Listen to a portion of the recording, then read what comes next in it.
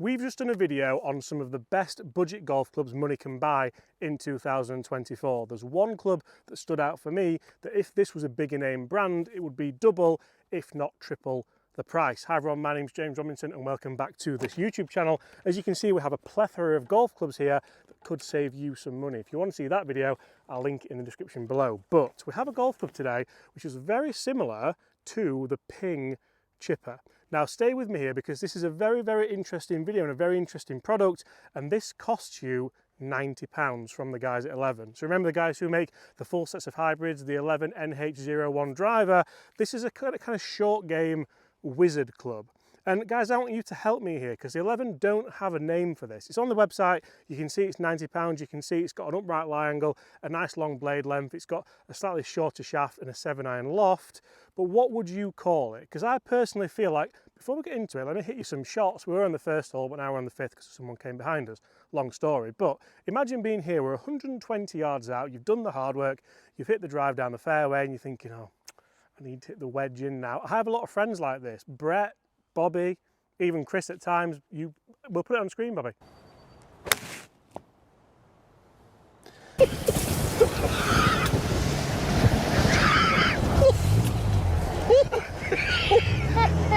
We'll put it on screen. But this could be a club that really helps you. So the thing you need to understand is how the lie angle will affect where the ball goes. So if you struggle to miss the ball to the right, which a lot of golfers do, this will really help you because you can see just how the shaft is more vertical than a standard club. So the lie angle's quite a lot. There's 38 degrees of loft on this club, which is about a standard 9-iron. So all I'm going to do is I'm actually going to aim at the right hand side of the green because the bunkers are on the left, and I'm not going to really try and give too much technique to it. I'm just going to play it like a really long kind of punt like that. You can see that's come out quite nicely. That's now releasing down to the green. It's taking the cambers, and I believe that's just going to catch the right hand side. It's just stayed low. But the more you practice this, the more you can think, actually, you can see I've got some really good turf interaction with it there. I took a nice divot behind it, so I've been quite positive and quite aggressive with it. There's lots of different ways you could do it. You could move it even further back in the stance and really just think, you know what, I'm just going to really try and play a nice low punch there. And you can see how the shots are getting more and more penetrating with the more confidence that I'm getting with this club. That actually breaks to the right once it gets on the green. So this is quite a difficult shot to play. But imagine if you were trying to get close to that flag with a wedge, you'd be thinking, I need to kind of take, in fact, watch this. So let's get a 52 degree out because this would be pretty much what I'd play here. And I might play a better shot than with the 11, what we're going to call it? Cheat code. Bobby wants to call it cheat code. I like that. The 11 cheater. Yours is better. I like that. Cheat code's better, yeah. But if I try and go at this flag, we're 120 yards. I know that to get close, I need to probably go between flag and bunker. Oh, I actually tried to hit a good shot there. That is awful. That's really embarrassing. There will be people in the comments saying you did that on purpose, and honest, I'm going to put that back before we even carry on because that's exactly how some people would. That's how Brett would hit that shot. Yeah, that was awful. But then you're in no man's land. I'm laughing because it was like the perfect demonstration for what I was hoping it wouldn't be too bad. I'm now going to try and hit you a good one for just to save face. 120 with a wedge. Right, that's better. For me, that's a pretty good shot. Go on, release. Yeah, I'm happy. Go on, go in then. But so the differences there between percentage plays are ridiculous, aren't they? I'm a PGA professional by trade, so I should be able to hit that shot more often, hopefully, than the first one. But this club could be that kind of versatile. Again, for 90 quid, do you think about it? So like, what do you get for 90 quid? You can get something decent secondhand, but you're not really going to get much more than that. So what about now if we tried to be a little bit more attacking? Again, the lie angle is really prominent, so you're going to have to think about that. So we'll aim right hand side and just take the club back a little bit further, include maybe a little bit of a lever, and see if it can just help us see that nice penetrating shot down there. And depending on what kind of golf courses you play, that can be a really useful shot. You can see that stopped a little bit, it's caught the back edge. The beauty about this club is the milled grooves on there are just like grooves in an iron or in a wedge, so you do get some nice stopping power as well. If you're playing a links course or a really windy day, it could be a nice little weapon to have in the bag there as well. I'm really happy with how that shot went actually. You can see that it's not as close as the wedge, but I think if you're struggling with that area of your game, I'm going to give this a clean before the last one. I want to have one more go, and then Bobby's going to have a go. Because Bobby's short games, it's not that good, Bobby, is it? It's just one of those. But let's aim up that right side again. Again, it's imperative you understand what's happening with that lie angle. I do like the white groove in the bottom. That just reminds you. Like for example, if I put the club down there and have the toe up in the air, probably easier to show them from the floor, Bobby, there. You can see that, you can kind of see that white line up in the air, and that just shows you realistically that it's not in the right place and that will go left on you. So if you tried to hit a full shot, which we might do later on, it will just be like a big draw. So if you struggle with, I mean, we could hit this further, couldn't we? We're 120 yards out. We could probably go up to like 140, but just out here, I've hit that terribly, but look at that. It's bang on the flag. And if you can start to really gauge your distances with this club and start to practice with it, that's 20 feet away. 20 feet away. Guys, what should we call it? It's not a chipper, it's not. You see, so far all we've done here is cover shots that I think are fun, entertaining, and can potentially help some people. This would probably help the majority of people. This is where so many people are like, I'd rather be here. You see this line here, it's like confident, not confident, not confident, confident, absolutely petrified, oh, I'll have a go at that. This is the difference for a lot of golfers. I keep thinking of my friend Brett, I keep thinking of Bobby. People who struggle with the wedge is the people I'm thinking about. But from here, like, just stand nice and close to it, give it a little bit.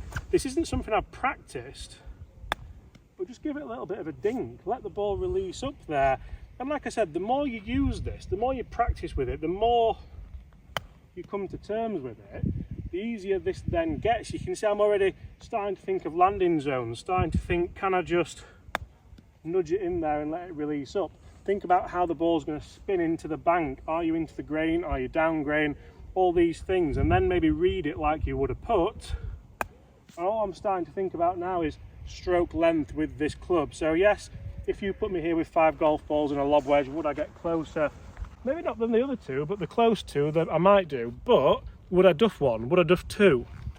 We saw about that. I'm a confident player with wedges, but you never know. If I was here, certainly I've got more room to get under it with the bounce. I can utilise the loft there. But as soon as you start coming on to more tight stuff, which a lot of really good low handicap golfers want to do, this becomes difficult for a lot of golfers. So I'm not doing anything special here. I'm not keep moving it and playing different shots. This isn't a versatile club around the greens. It's a club where, you know what, I stand up to it, pick my landing zone, think about my stroke length, and from there it can release out and you can start to play nice golf shots. The key here, and the old saying that my dad used to say years ago, is there's no pictures on a scorecard. He didn't come up with the saying because everyone's heard it. It's the most cliche thing in golf, but I strongly believe it. Nobody sees how you get around a golf course. They just see the numbers at the end. I duffed that one, and it's the best one. That could be really eye-opening, couldn't it? So guys, we actually did play some shots from bad lies like this. You can see this is where kind of roots have been and stuff like that. But unfortunately, Bobby didn't have the microphone on. So I'll show you those shots now. They were good shots, weren't they? Don't look at me like that. It's your job, Bobby, that.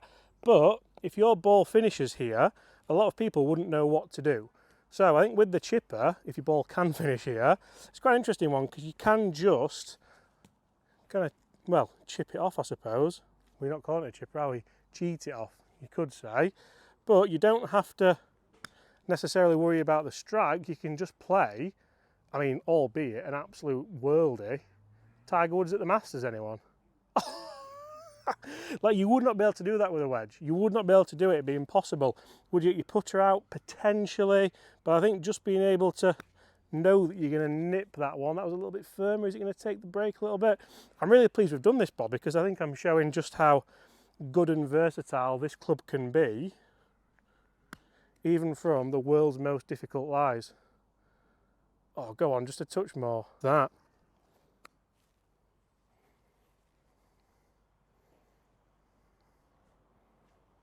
Cheat. Low ones, Bobby, out the rough, under trees. Look how low that canopy is there next to you. You can't go high there. Impossible. Cheat, club. And that ball even moved when I was hitting it. It just makes them so simple and so easy. It's like a whole new world. Like Lion King. It's Aladdin. Same thing. I'll tell you what, you know, if you find yourself in tricky situations, Lion King, a whole new world. Aladdin. You've done Aladdin? GBH that. And you see, I believe that much in this. I want to keep trying it. We've got 100 yards here, over a hazard, into the last. The grandstands are full, the seniors having the sandwich, but you don't want to make an idiot of yourself. So, can we pitch it into that bank and just hit some nice shots towards that flag? You can see just how penetrating that ball flight is and how it releases up nicely. The turf interaction there was gorgeous. I don't feel like hitting you another one because I've just absolutely played the exact shot I want to there with this cheat club. And I think there's so much you could do with this club. Oh, that should have a bit of spin on it actually as well. Look how fiery that's come off. Middle of the green, plenty of backspin, razzing back with those milled grooves. Guys, I honestly believe this could be a game changer for so many people. And I can't believe I finished on that one. Too cocky.